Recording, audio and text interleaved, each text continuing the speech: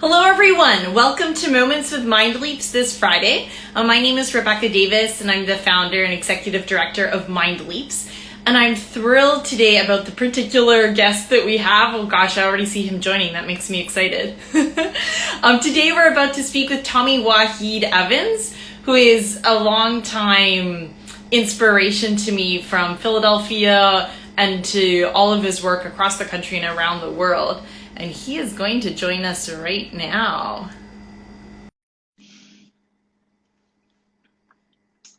Tommie is known for so many things. It's difficult to... hi, Tommie. Hi, Rebecca. Oh my gosh. I was just starting to list off your accomplishments. So now you'll have to listen to me say it to everyone. Tommie is, of course, the founder and choreographer for Waheed Works, which is a great company that we're going to talk a lot about. But also he has been the choreographer for all sorts of different companies. He's danced for Complexions and Philadanco, and recently has received this huge fellowship award that you're going to tell us all about too from Guggenheim, if I'm correct, right? Yeah. I don't know, like, this interview might not last like enough hours to cover all of this, Tommie. Oh no. I first want to say I'm in noisy New York City. I'm doing the fellowship.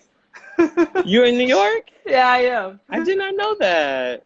I am in New York, so this means that we'll have to have another reason to catch up. Absolutely. And we'll share with all of our followers the inside gossip after. Absolutely, because I always got gossip, okay?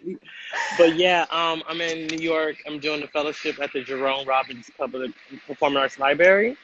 And, today was an off day with this University Arts, so I was like, let me shoot up to New York. And then also, I'm going to see City Ballet tonight, see Sidra Bell and Andre Miller's work. So I'm really, really excited about that. So that's why I'm in New York. And I couldn't find a quiet place other than Lincoln Center Courtyard. So here we are. So if you hear the New York life, I'm sorry. I can't think of anything more appropriate than a Lincoln Center background to talk about the arts and creativity. So thanks for being so stylish. That's a good thought. Tommie, let's start with Waheed Works. Of all of your accomplishments, it's still my very, very, very favorite thing. For those of you who don't know, this is a company that's born out of true passion for dance. The creativity, the dancers that get on this stage just pour their hearts out in every different way. And Tommie, all of us who were young choreographers coming up in Philly at one point, we kept looking to you to think, like, how do you come up with, like, this really creative, beautiful, organic movement? Oh, that means a lot coming from you. Tell us a little bit about how it came to fruition, what it means for you now, what are the standout moments from it? Yeah, how it came into fruition was because, honestly, I was doing, I think, like my 5th or 6th season with Philadanco, and a couple of things kind of happened. Long story short, I wasn't being casted a lot. Love the honesty. I wasn't being casted. I'm not saying that because I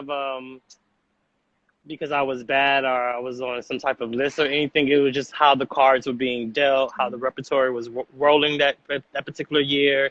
And simultaneously, I went to see my best friend, Usha Marie, in a show by Nathan Trice in New York.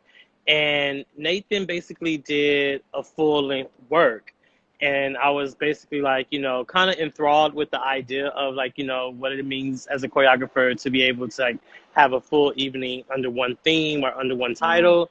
And I just kind of had like this intuitive thought of like, no one's going to give you a commission to do that off the bat. You kind of have to establish yourself. I mean, like, I'm just getting a commission that's going to go up in spring 22 for a full-length work on a company. On Verb Ballet. I'm really excited about it. Verb. But yeah, so I just knew at that moment, I was like, to kind of dive into that world, no one's going to do it. So I was like, I'll do it myself. And I kind of looked at how Nathan did his show. And I was like, okay, like 45 minutes, 50 minutes, like, gather some people. I had already done some work on Philadanco's Danko and Danko series. And, you know, I have friends who are willing to say, I want to join a part of this. And then Yeah. I asked some outside people from Koresh at the time and some people from Elion. And I was like, all right, so we're going to do this thing, have this idea. Now, what happened when the work premiered, I wasn't really expecting. I wasn't expecting that, like, you know, it would get the excitement that it would get. I wasn't expecting that dancers truly would say, like, you know, they loved like being a part of the process and being a part of, like, you know, like what's next kind of thing. And I was like, well, I don't knew know. That even if you didn't know that. I did not. We were waiting for you, Tommie. I don't know. And even in recent years, I have a lot of anxiety about, you know, putting on productions that I'm just telling myself like to really just get over, because, you know, it's important just to make work. But it kind of just like started to roll from there. Terry Fox got on board. You supported. We're giving studio space, and Sean Lemire came and wanted me to start doing work on Elion. And then I started to kind of apply for things and do things and get little small offers. I still like the company to be in a project state, kind of, you know. I really enjoy saying like, oh, like, let's meet up for 2 weeks and y'all go off and do your thing. And that's what we're going to do like this particular year with the projects that I have coming up. I'm going to gather in a couple of weeks for what I'm calling like a research lab, where we're just going to like kind of build material. And then I have to do a fellowship performance in January. And then in June 22, I'm being presented by Philadelphia Dance Project. So we're gearing up for some small little, like, you know, things here and there. So, but that's how it like really kind of got started. Tommie, I think you're like one of the, like, maybe the 2 or 3 people I talk to that's like, oh yeah, and then I have to do this fellowship performance in a few months. You gotta say it like that, because, you know, I mean, I was telling your associate Lamar Baylor, who everyone should know is one of my best friends in the whole wide world. I was telling him, I was like, these are the things I'm doing, and he was like, are you scared? And I was like, yes. But then I was like, you know, but I left that conversation with saying to myself, like, you know, it's just treated like it's a normal day. Like, you know, you're doing these things. They can be a bit high pressure, but there are things that you dreamed of. There are things that you worked for. Yeah. And I have to believe that all those things are inside of me and ready to go. So, yeah. I mean, Tommie, like, one of the things you say, which is like just true across the board, I mean, especially in dance, but I think in every walk of life, where, you know, people have these goals and these aspirations, but, you know, nobody's really going to hire you to do what your dream is. Like, if you want it to happen, you got to find some way to like force it out. Yeah. You know, and I think that's like my testimony for this particular season that I'm in, because I felt like I was watching some of my colleagues or, you know, people alongside really getting opportunities. And I just began to ask myself, like, you know, well, what can you create for yourself? What can you honestly do right now? How can you use your resources? That's something I've really been like, you know, like circling back around, you know, continuing the connections that I have, like with places like Philadanco, and just talked to Christine Cox today about maybe a future idea. So like really just kind of like, you know, really doing those things and putting yourself out there more, being your own agent. But I never really expected to go the fellowship grant right on my own. Yeah. But I think that is a territory that I'm really trying to, like, you know, learn more about and get inside of. And I think it's kind of working out for the visibility of my work right now. Definitely. Tommie, I have to acknowledge all the people who keep writing these comments. Our dancers from Guinea and from North Macedonia and from Rwanda are all trying to like make a connection to you at this moment. I think they're all wondering, how come Tommie hasn't visited any MindLeaps program yet? Oh, that long flight, y'all. That's a long flight. But hey, Kervin did it. Kervin did it. You know, that made me like, all right, Kervin did it. Okay. And he really just said he had an incredible time. So yeah, we'll definitely work that out in the future. I mean, our dancers and our trainers, I know you've heard this from Kervin and Lamar, but they are so thirsty to work with people like you who are grounded and respond to just like this passion for movement that's inside people, not from some trained like selective environment, but really like the heart of it from the inside. Which is and important they to would connect love to. you. Yeah. Which is important, you know. Carvin doing it kind of got me thinking like, let's play with this idea. So, you know, we'll talk. Okay, absolutely. That's what I wanted to hear. And I'm sure all of our friends joining around the world are also going to start to message you. So I hope you don't get too inundated. It's fine. I'm always good to respond to people on the Instagram. So Tommie, talk to us a little bit about what you were starting to share, which I think is also like a big learning lesson for people in this community. Like there is like this idea of fellowships, and then, you know, in a structured company, also like the grant proposals and all the business side that goes along with it. Kind of what are like the do's and the don'ts that you think of as a creative as you look at the fellowship track? Yeah, do's and don'ts. A big do that I am just recently starting to do is like, you know, stay in contact with people who've given you awards and money. They want to stay current with your work, and you never know how that can be a link to something else. Don't recycle writing. You know? Oh, we love to, but it doesn't work. But you can do it, but you have to still rewrite the thing. Like you can say like this is my core idea, but you then have to speak to that particular foundation, that particular institution's value to support the work that you've already written about. Those are my biggest do's and don'ts. But as a freelance artist, I just think that if you don't have a big institution or your own institution where you are creating, you know, your own work in, like, you know, fellowships are great. Fellowships are is money for the artist to just do research. You know, there sometimes doesn't have to be an end all be all presentation. But yet it's still like, you know, with this wonderful fellowship I'm doing with the Jerome Robbins Performing Arts Library, like it's a cohort.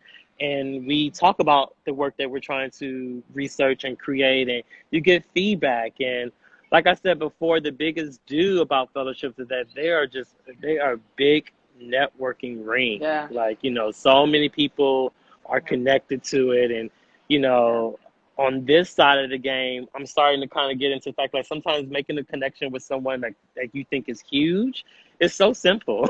It's a simple email.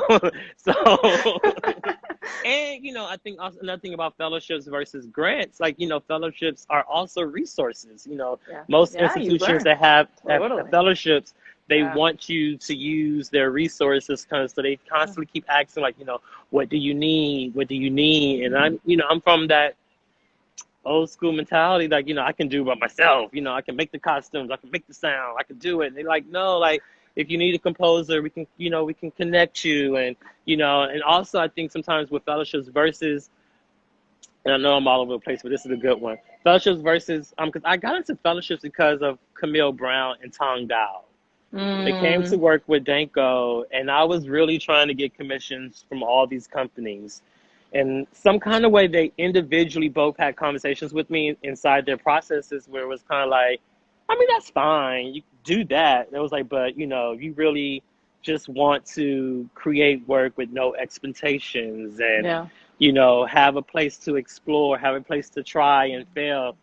Fellowships and getting money for your own work is more the route to go. And I was like, So, you know, that is a big do about fellowships. You get inside of it and you're like, all right, so I need connections with a composer. I need connections with, you know, people from other institutions and committees and other things. And I think that is a big, so remembering that when you're inside of it, that is also like, you know, networking and introducing yourself and getting out there is more beneficial in those ways.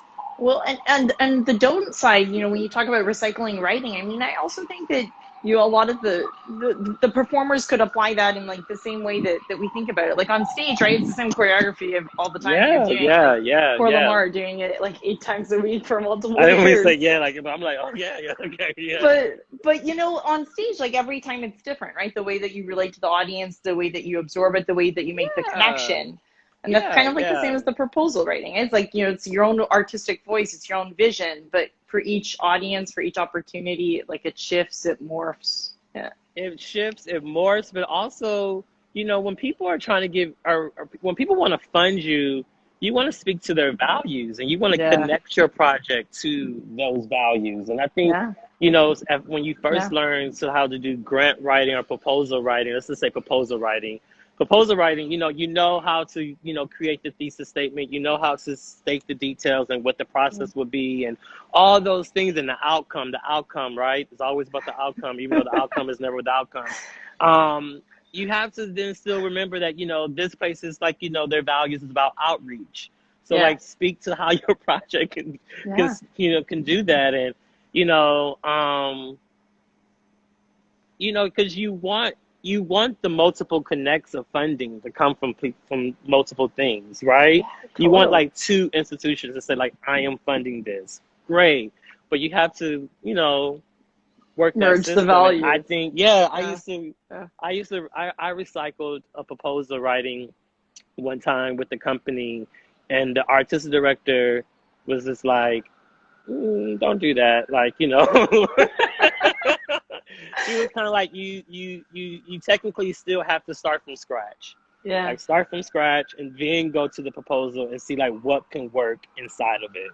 So that's a big thing. And then like, grants and you get funding to do things, y'all. Like it's not always about the big thing. And I think that's something I used to feel when I was a little younger, was like, I want to do the show for the weekend at the Annenberg, 5 shows, set, light designer. And, some grants, some fellowships doesn't require all of that. They say like, we just want you to do something. And it can be a work in progress. It can be a small showing. It can be a small theater. Like really speak to where you are in your life and what the work honestly really needs, because not everything needs the big thrills. Because the don't about that, y'all, is you can do something really huge that can have so many holes in it and be unfinished, be in so many words, not the best presentation. And you invite the people who's funded it and they're just like, oh, well, that was a flop. Yeah. And they don't want to like continue to help you find more money or continue to find ways to connect to you. So that's also just a big don't, like, really concentrate on doing just do a clear, concise, what we learned in grad school, clear and concise. And if at the end of your grant cycle, you can say, I'm so sorry. At the end of your thing, you can say, I can do a work in progress and, a small studio showing. And then that can also just help continue to generate more momentum for your project to continue to get better and better. So that's a big don't that I learned. I mean, Tommie, you basically are like giving the framework for how to write another fellowship proposal for the U.S. Embassy for you to travel to one of the MindLeaps countries. Outcomes, outreach, mission, values. See how you did that. I need to be recording this when you agree to travel for MindLeaps. Absolutely. So one of the other things that we're trying to do with our community and to the extent possible to build within our community is we really want to add our voices to the understanding today that changes need to be made for inclusion, for equity, for diversity. And, unless every single company steps up, white-led as well, nothing really changes, or people like to talk about it, or they like to check a box, or they like to do a social media post, and it's about checking a box, but it's also about really evaluating and seeing how in depth that box needs to get checked. I think now a lot of organizations are saying like, okay, like we made a committee, a diversity and inclusion, committee. Okay, great. And Check. we're going to give a love visibly to, like, this artist, boom. But, Yeah. it's really about, shaping your staff, shaping your board, shaping, the foundation of the Yeah. organization also, not just the things that, you can just put out on a picture or in a press Yeah. release, but like, really giving power to people Yeah. of color or certain, or women to really get inside of this whole thing to really shake it up. I'm sorry, I had to like jump that in there. And that's exactly our issue with it too. Why we want to be talking about it. And like on our side of it, we see it in a lot of the big international NGOs, which carry a lot of power and really can lend itself to, like on the outside, if the picture looks right, then we did our job. Yeah. One of the things that we're trying to look at is like this idea of like, shared experiences. I mean, the MindLeaps kids are some of the kids who face the biggest hurdles in the world. And how do we create mentors and leaders and decision makers around them that also have shared experiences? I know this is a theme that you're highlighting in a lot of work and you're speaking out on. What messages would you carry to like the MindLeaps community and the broader community to do this better? I mean, I think you guys are doing such a great job because the best thing you can do for those kids' lives is give them examples. Like people need to see themselves, and I think that is you just go by. It's okay, you sound great. New York City, y'all. New York City. He wasn't joking when he said Lincoln Center. I'm like, wow. Yeah, but it's about visibility. It's about people really seeing that, like, oh, I can do that, and also it's about accessibility, and it's about being connected to allies who can give them to put them in positions of power, to put them in positions of opportunity. Not just. And also, I think something we gotta stop doing. I know we do in the arts, and sometimes I see in sports, like like I'm a little disturbed now by the first person to do this in 77 years, or first person to ever do this thing. And I'm like, I understand that that's the thing that's happened, but now moving forward. Yeah. So, moving forward, connecting with people who can say like, you guys won't be the first to do this. Yeah. Should be a habit. This is a habit. It's happening. Yeah. It's happening, Making community should be a habit inside of dance, right? It's just what we should automatically do. So I think just doing those things can really enrich it all. And I really appreciate you highlighting kind of, this big thing right now. It's like, oh, I'm the first, somebody's the first. Because it also then lends it to like this marketing, right? But it's not supposed to be marketing. It's supposed to be how people behave. That's what exactly I'm trying to say with it. Like, we posted on the New York Times, and it generates an excitement. I'm excited. Everyone's excited. But then you sit there with your tea or your coffee and you look at the paper or on the app, whatever, and you're just like, but wait, like, is that really okay? And how do you feel as the presenter or as the writer or as the director, the person in charge saying this? Like, what are you going to do to drastically like change that narrative? Because it needs to be changed, like pronto. Yeah. Yeah, and the narrative, not just in the paper, but the narrative actually of the lives. Yeah. Yeah. I can go on about that. I'm sorry. No, this is exactly what we need to do. If we don't open up our mouths, nothing will change, right? Yeah, and also, a word I love so much that we use a lot at my job is at the University Arts. It's practice. Freedom is a practice. Yeah. And so I think inclusion and diversity should just now be a practice. Definitely. It should be a practice. You should really just be seeking for the next couple of decades to really just undo these things. And once you practice, it's like dance, right? Once you practice it, then the pirouette happens every time, or you hope it happens every time. yes, absolutely. Tommie, what's so refreshing about speaking with you is that your power and your creativity is at such a huge, like, respected level, and yet you can really make these messages understandable in how you present on stage and how you talk in life. to like everyone, no matter where they are, what they do, or what they love? Because I'm always looking for chicken. That's my thing. So I'm always then you can definitely come to Rwanda. We can take you to a lot of chicken spots in Rwanda. Hey, that's how people say, how do you feel you did this? I'm like, well, I'm just looking for some good chicken. I want to say, also, I think because I met some influential people in the beginning who said some really cool stuff when I wasn't even thinking to get into choreography.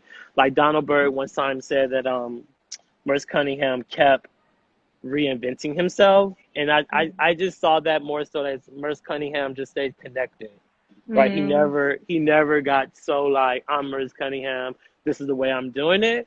And so there's a bit of I just want to be regular, I want to have work at the Met Opera, right, or the Metropolitan Opera Center. I'm looking at the Met right now, I'm sorry, or in the David Koch Theater, but like I also still want to go to BBQs. I also still want to be, in DC with my friends, like having fun. Like I don't really see our personalities as we all continue to grow and get the things that we work so hard to get change. I don't want us to change. I just want us to still be like a Philly family. Yeah, Philly. I mean, and I think also that comes from being in Danco. You can be a member of Philadanco, and I'm talking about like you're on 40th and Market.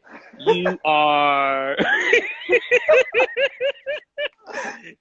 I mean, JV's making bacon in the kitchen. It's just so normal. It's such a family, kind of chill place. And then meanwhile, like we're at the Joyce, selling out, working, being a world premiere dance company. So I think that is just like embedded inside of me, just to be like, all right, like, I mean, JB got the award from Obama, and then quickly was on a plane to meet us, I think in Macedonia, right? Someone's, I think Justin or Lamar can tell me, I think Macedonia. Lamar's told me much about his speech in Macedonian, so I believe that it might have been there. It was Macedonia. I mean, she came, and like the day that she appeared, it was just like, good morning, you guys. And it was like, you just got an award from Obama. Like, this is all on the internet. And she's like, oh, yeah, I had to leave and come and meet you guys. Like, so yeah. Well, Tommie, that's why we all love you. One of the things that Lamar says to me all the time, which is just like, one of the golden rules of the world is like, if you're genuine, then you find the people that make up your community in the way that you want it to be. Yeah. Yes. And I always say when I speak of my close friends, like we never did an audition to be like, oh, you're good, or you're really smart, you're going to be successful, be my friend. Like, it's just, we met good people and then started to support each other. And then we look up and it's like, oh, yeah. Like, here we are now. Like, like we have a friend, Chloe, and I was making a joke about Chloe screams and like she would cheer you on, honey, but she really believes in you. So, and I don't think that's just because of like, she's like, oh yeah, like you're successful, let me like attach myself to it. She's like, no, I really believe in you. So, and that's qualities I think we all just have for each other, and it is what it is. And I would love to dream of an artistic world where that's the practice, and that's just how everyone is and how everyone wants to be. One day, but if they don't want to do it, find me and my friends, we doing it. Tommy, come sit with us. Well, I would like to come sit with you right now and go look for some chicken. So we will catch up with each other soon. But let me give you a huge thank you while our listeners are here. I mean, these are words spoken from a genius who's like your best friend and your neighbor. So listen closely, because these are the words you want to hear for life. Thank you so much, Tommie. Thank you. Bye, y'all. Okay. Thanks, everyone. Talk to you soon, Tommie.